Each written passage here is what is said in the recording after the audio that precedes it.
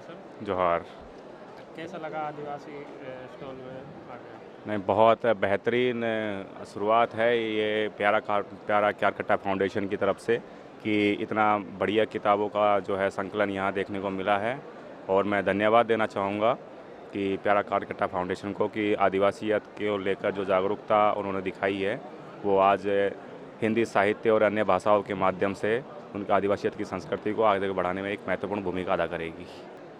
आदिवासियत के बारे में जानना इस देश के लोगों के साथ साथ इस देश का जो आदिवासी है, जो फर्स्ट नेशन ऑफ इंडिया है, जो हम कहते हैं we the people of India, तो हम कहते हैं we the indigenous people of India. तो उनको अपनी संस्कृति, अपनी परंपराएं, अपना इतिहास, अपना साहित्य, लोक कलाएं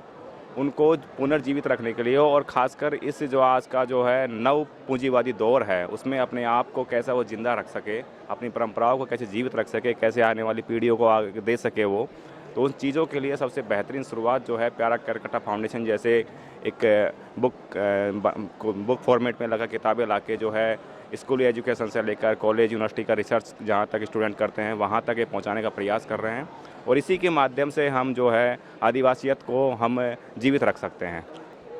जो लोग आदिवासियत के बारे में जो है रिसर्च करना चाह रहे हैं, पीएचडी स्कॉलर हैं या एमफिल के स्कॉलर हैं या स्टूडेंट हैं कॉलेज के,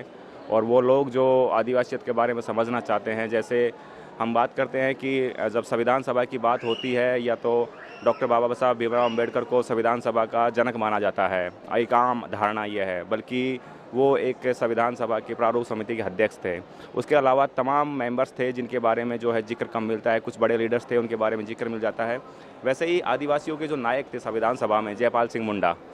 पिछले एक दशक से उनके बारे में चर्चा होने लगी है। और आज जो है प्यारा क्यारकट्टा फाउंडेशन अश्विनी कुमार पंकज जैसे राइटर्स के माध्यम से, तमाम दूसरे राइटर्स के माध्यम से आज जयपाल सिंह मुंडा जो है एक हमारे सामने आ रहे हैं एकेडमिक जगत में, सामाजिक जगत में।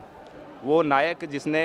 आज़ादी के बाद जो देश की सबसे बड़ी पार्टी थी कांग्रेस, उसको चैलेंज करते हुए बिहार के विधानसभा चुनाव के अंदर 32 सीट जीतकर अपनी पार्टी को बिहार का सबसे बड़ी दूसरी पार्टी के रूप में स्थापित किया। और आदिवासियों के सर्वे सर्वा रहे वो उन्होंने संविधान सभा में तमाम आदिवासियों के जो हमारे 5 शेड्यूल है, 6 शेड्यूल है, तमाम कानून हैं, ये सारे के सारे हम कह सकते हैं कि जयपाल सिंह मुंडा के जरिए ये संविधान सभा में आगे पहुंचे। उन्होंने ब्रिटिश एरा के टाइम पे जो बने हुए कानून थे, चाहे 1935 का अधिनियम हो, चाहे वो TCNT एक्ट हो या फिर 1919 का अधिनियम हो, तमाम अधिनियमों को जिनको आगे रखने का और संविधान सभा में उसको रखने का इन्होंने पूरा प्रयास किया। और बात करते हैं कि जयपाल सिंह मुंडा तो जो है संविधान में जनजाति शब्द को लेकर भी काफ़ी चिंतित थे। उन्होंने कहा कि ये जो शब्द है, ये शब्द जो है हमारी संस्कृति, हमारी परंपराओं को ये इसमें झलकती नहीं है। हमारी संस्कृति परंपराएं जो झलकती हैं वो आदिवासी शब्द में झलकती है। तो ऐसी विचारक बात करने वाले, ऐसी विचारधारा वाले व्यक्ति के बारे में आपको जयपाल सिंह मुंडा की जीवनी के बारे में, उनके तमाम जो संविधान सभा की डिबेट्स हैं उनके बारे में, ये सारे जो किताबें हैं इस तरह की हैं जो कहीं ना कहीं पिछले 70-72 साल के अंदर उन चीज़ों को दबा के रखा गया। ऐसी किताबों को, ऐसे उनके स्मरण ग्रंथों को, उनकी ऑटोबायोग्राफी को, इस सब को लेकर जो है प्यारा क्यारकट्टा फाउंडेशन जो है ये सब सामने लेकर आया है। और आज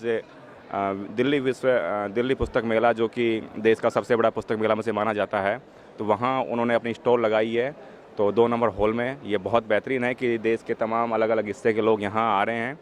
और बड़ी आशा और उम्मीद के साथ और अपने जो है जागरूकता के साथ यहाँ की किताबों का अध्ययन कर रहे हैं। जैसे आप देख सकते हैं तमाम, चाहे देश भर के तमाम आदिवासियत को लेकर जो है यहाँ किताबें आपको अवेलेबल मिल जाएगी।